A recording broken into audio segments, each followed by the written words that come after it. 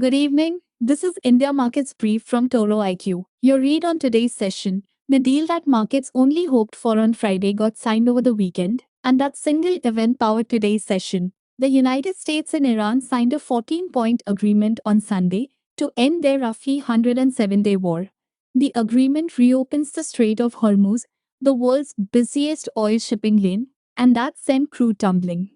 For a country like India, which imports about 85% of its oil, cheaper crude is a direct relief, and the Nifty rose on it. Here is where the market closed today. The Nifty 50 finished at 23,854, up almost 1%, with risers beating fallers about 4 to 1. This was a broad rally, not a top heavy one. The wider Nifty 100 actually rose more than the giants. Real estate led every sector, up almost 4%, because lower oil cools inflation, which points to lower interest rates, and property demand tracks home loan costs. Autos followed, up 2.5%, helped by cheaper fuel and easier financing. The one sector that fell was pharma, down about 0.5%, as defensive stocks were sold to fund the rate sensitive names.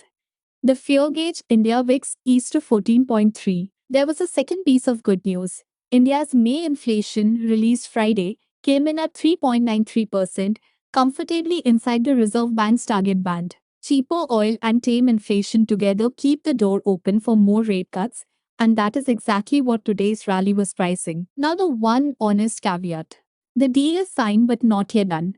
Clearing the mines from the Strait of Hormuz is assessed at 40 to 50 days, and about 600 ships are still stuck in the Gulf waiting on it. That is why crude fell on the signing, but still sits about $16 above where it was before the war. The relief is real, but the last leg of it is not yet banked. Now the movers. The sharpest was Aarti Industries, a specialty chemicals maker, up about 13% on a run of long-dated contract wins, with cheaper crude and added feedstock relief.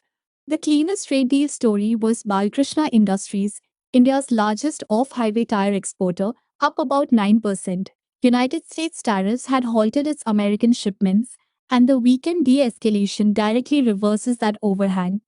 And Schneider Electric Infrastructure rose nearly 10% after Goldman Sachs upgraded it to buy. Here is what struck me most about today.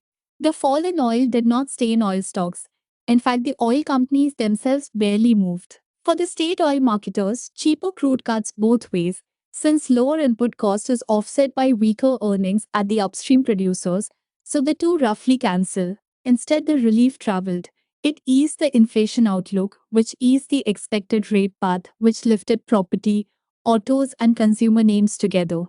One geopolitical headline rotated money across half a dozen sectors at once, and that is why the rally was so broad. Now, what to watch this week? The biggest scheduled event is the United States Federal Reserve, whose rate decision and projections land Wednesday night Indian time, and that sets the global rate mood India trades inside. Then on Friday, the formal signing ceremony in Geneva, though the real-time gauge of whether this relief holds is simply the price of crude. That's your brief. Before I sign off, this has been general market commentary, not investment advice.